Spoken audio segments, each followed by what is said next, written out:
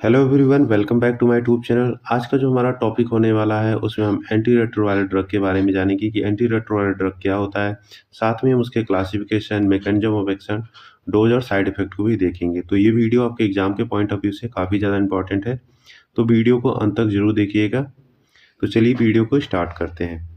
Basically अगर हम बात करें एंटी रेट्रोवायरल ड्रग, तो एंटी रेट्रोवायरल ड्रग ऐसे ड्रग होते हैं जो कि किस में दिए जाते हैं, जो एचआईवी के इन्फेक्शन होते हैं या जो उसको ट्रीट करने के लिए हम किस देते हैं, एंटी रेट्रोवायरल ड्रग देते हैं। बेसिकली ये जो एड्स के पेशेंट होते हैं, ठीक है, उनमें ये प्रिस्क्राइब किया जाता है।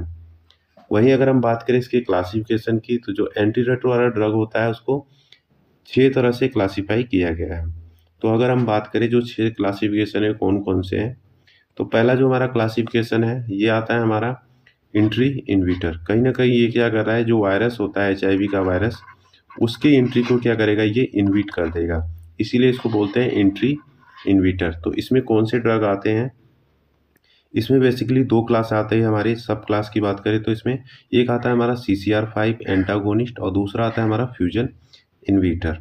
CCR5 क्या होता है, जो ह्यूमन सेल्स में, ठीक है, CCR5 होता है, CCR5 रिसेप्टर पाया जाता है। वो क्या करता है, जब वायरस आता है एचआईवी का, तो उसके जो कांटेक्ट होता है, जो उसकी एंट्री होती है, उसको ये ब्लॉक कर देता है। जैसे मान लीजिए कि हमारे घर में अगर कोई एक दरवाज़ा लगा हुआ है, ठीक है, तो ये क्या करता है, ये दरवाज़ा एंट्री को ब्लॉक करता है। तो वैसे ही CCR5 क्या करता है, जो एचआईवी के वायरस की एंट्री होती है उसको ब्लॉक कर देता है कि एंट्री नहीं हो पाती। तो इसमें आता है हमारा मेराविरोग, इसको याद रखिएगा। वहीं अगर हम बात करें इसके डोज की, जो CCR5 एंटागोनिस्ट की डोज यानी मेराविरोग की जो डोजेस होती है कितनी होती है, 300 mg, ठीक है। तो इसको BD प्रिस्क्राइब किया जाता है। उसके बाद अगर बात करें इसके साइड इफ़ेक्ट की, तो बेसिकली जो इसका साइड इफ़ेक्ट देखने को मिलता है, कॉमन साइड इफ़ेक्ट, वो कफ देखने को मिलता है, ठीक है। फीवर हो गया, फीवर देखने को मिल सकता है आपको। फिर उसके बाद एब्डोमिनल पेन, और नेक्स्ट जो साइड इफ़ेक्ट देखने को मिल सकता है, लीवर टॉक्सिसिटी।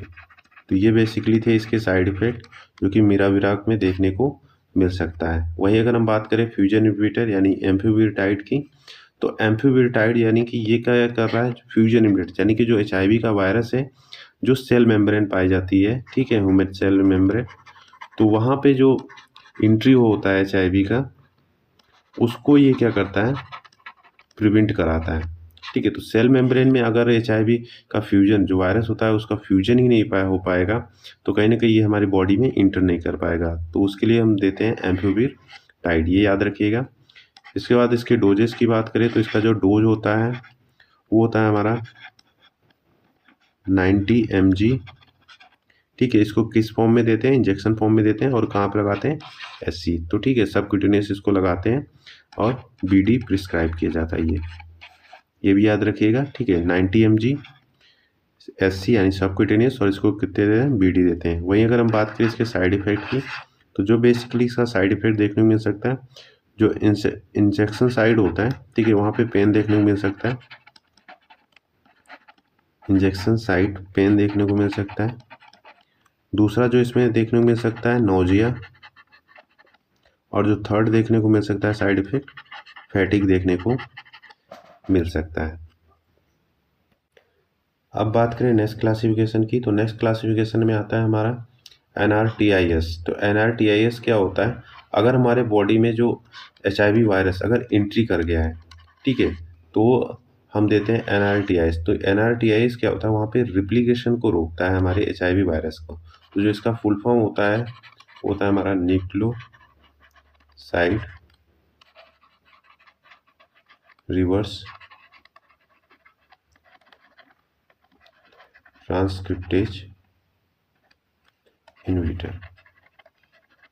तो ये जो बेसिकली होता है रिवर्स ट्रांसक्रिप्टेज एंजाइम होता है, जो कि HIV वायरस में पाया जाता है, उसको ये क्या करता है, इनविट कर देता है, जिसके वजह से जो HIV क्या होता है, मल्टीप्लाई नहीं हो पाता, यानी कि उसमें जो DNA का मल्टीप्लिकेशन होता है, मल्टीपल कॉपी बनती है, वो कहीं ना कहीं इनविट हो जाता है। अगर बात करें इसमें एग्जाम्पल की, तो बेसिकली जो 2 ड्रग आते हैं इसमें आते हैं, एक आता है हमारा लेमेबुडिन और दूसरा आता है जिडोबुडिन। वहीं अगर हम बात करें इनके डोजेस की, तो जो लेमिबुडिन की डोज होती है वो होती है हमारे 150 mg BD, या फिर बोल सकते हैं इसको 300 mg OD प्रिस्क्राइब किया जाता है। वहीं अगर हम बात करें जोडिबुडिन की, तो जो जोडिबुडिन का डोज होता है वो लगभग होता है हमारा 300 mg BD। वहीं अगर हम बात करें इसके साइड इफ़ेक्ट की, तो बेसिकली जो NRTIS का साइड इफ़ेक्ट देखने को मिलता है वो देखने को मिलता है हेडेक, ठीक, नोजिया, एनीमिया, और फोर्थ वन है आपका न्यूट्रोपीनिया। तो ये बेसिकली कुछ साइड इफ़ेक्ट थे जो कि NRTIS की वजह से देखने को मिल सकता है। बात करें अगले क्लासिफिकेशन की, तो जो अगला क्लासिफिकेशन आता है वो हमारा आता है NNRTIS। तो बेसिकली NNRTIS क्या होता है? ये होता है non nucleoside reverse transcriptase inhibitor. ठीक है, तो ये याद रखिएगा। बेसिकली ये क्या करता है, जो रिवर्स ट्रांसक्रिप्टेज एंजाइम होता है वहाँ पर एक स्पेसिफिक साइट होता है। ठीक है, तो बेसिकली ये क्या करता है, एक स्पेसिफिक साइट पे वर्क करता है और उस साइट पे जाकर उस जो रिसेप्टर होते हैं उसको ब्लॉक कर देता है, जिसकी वजह से जो DNA का मल्टीप्लिकेशन हो रहा था HIV वायरस में वो नहीं हो पाता है। ठीक है, अगर हम बात करें इसके एग्जाम्पल की, तो बेसिकली जो इसमें एग्जाम्पल आते हैं दो आते हैं, एक आता है आपका नेविरापाइन और दूसरा आता है एटोरवाविरिन। ठीक है, तो दोनों याद रखिएगा। वहीं अगर हम बात करें इसके डोजेस की, तो जो बेसिकली का डोज होता है हमारा 200 mg OD प्रिस्क्राइब करते हैं फॉर 14 डेज। फिर उसके बाद हम क्या करते हैं, इसके डोज को क्या करते हैं 200 mg करते हैं, बट BD देते हैं डेली। ठीक है, पहले स्लो डोज चलाते हैं, फिर उसके बाद क्या होता है इसकी डोज को इनहेंस कर देते हैं, 2 टाइम यूज कर देने के लिए बोल देते हैं पेशेंट में। उसके बाद बात करें अगर इसके साइड इफ़ेक्ट की, तो जो बेसिकली इसका साइड इफ़ेक्ट देखने को मिलता है रेसेस। ठीक है, तो रेसेस देखने को मिल सकता है, लीवर टॉक्सिसिटी देखने को मिल सकती है, और नेक्स्ट जो साइड इफेक्ट देखने को मिल सकता है फीवर। ठीक है, तो ये कुछ कॉमन साइड इफेक्ट थे जो कि नेविरापाइन की वजह से देखने को मिल सकता है। वहीं अगर हम बात करें एटोरवाविरिन की, तो एटोरवाविरिन का जो डोज होता है वो होता है हमारा 200 mg। इसमें क्या देते हैं BD। ठीक है, BD प्रिस्क्राइब किया जाता है। वहीं अगर हम बात करें इसके साइड इफेक्ट की, तो जो बेसिकली इसमें साइड इफेक्ट देता है सेम वही रेसेस इसमें भी देखने को मिलते हैं। इसमें एक कॉमन साइड इफेक्ट देखने को मिलता है, ठीक है, न्यूरोपैथी। तो पेरिफेरल न्यूरोपैथी इसमें देखने को मिल सकता है, और जो नेक्स्ट चांसेस हो सकता है नोजिया। तो ये कुछ कॉमन साइड इफेक्ट हैं जो कि एटोरवाविरिन की वजह से देखने को मिल सकता है। क्लासिफिकेशन की, तो जो अगला क्लासिफिकेशन है इसमें वो आता है हमारा इंटीग्रेज इनहिबिटर। तो बेसिकली क्या होता है, इंटीग्रेज एक एंजाइम होता है जो कि क्या करता है, जो DNA होता है, यानी कि जो HIV का DNA होता है, ठीक है, और जो ह्यूमन का DNA होता है उसके साथ इसको इंटीग्रेज यानी कि ये जोड़ने का काम करता है, जो इंटीग्रेज एंजाइम होता है। तो अगर इंटीग्रेज एंजाइम को ही हम क्या करें, इनहिबिट कर दें या फिर उसको ब्लॉक कर दें, तो जो HIV का DNA होगा वो ह्यूमन DNA से क्या बाइंड नहीं कर पाएगा, तो उसकी तरह उसकी कॉपी भी नहीं कर पाएगा। तो इसीलिए हम देते हैं इंटीग्रेज इनहिबिटर। तो बेसिकली ये क्या कर रहा है कि जो HIV का वायरस होता है ह्यूमन DNA का कॉपी ना बना पाए, तो उसको प्रिवेंट करने के लिए हम देते हैं इंटीग्रेज इनहिबिटर। बेसिकली अगर हम बात करें इसमें कौन से ड्रग आते हैं, तो इसमें आते हैं आपके राल्टेग्राविल और आपके आते हैं डोलुटेग्राविल। ठीक है, तो इसमें एग्जांपल याद रखिएगा दोनों। वहीं अगर हम बात करें अगर राल्टेग्राविल की जो डोजेस की, तो बेसिकली जो इसका डोज होता है 400 mg BD देते हैं इसमें। और वहीं अगर हम बात करें इसके साइड इफ़ेक्ट की, जो कॉमन साइड इफ़ेक्ट देखने को मिल सकता है हेडेक। ठीक है, दूसरा जो देखने को मिल सकता है इनसोम्निया। थर्ड जो साइड इफ़ेक्ट देखने को मिल सकता है मसल्स पेन। ठीक है, कुछ साइड इफ़ेक्ट थे, कॉमन साइड इफ़ेक्ट जो कि राल्टेग्राविर की वजह से देखने को मिल सकता है। वहीं अगर हम बात करें डोल्टेग्राविर की वजह से, तो जो इसका डोज होता है वो होता है हमारा 50 mg। ठीक है, इसको OD देते हैं। वहीं अगर हम बात करें साइड इफ़ेक्ट की, तो बेसिकली जो साइड इफ़ेक्ट इसमें देखने को मिल सकता है, वेट गेन होने के चांसेस रहते हैं इसमें। दूसरा जो रहता है इंसोम्निया,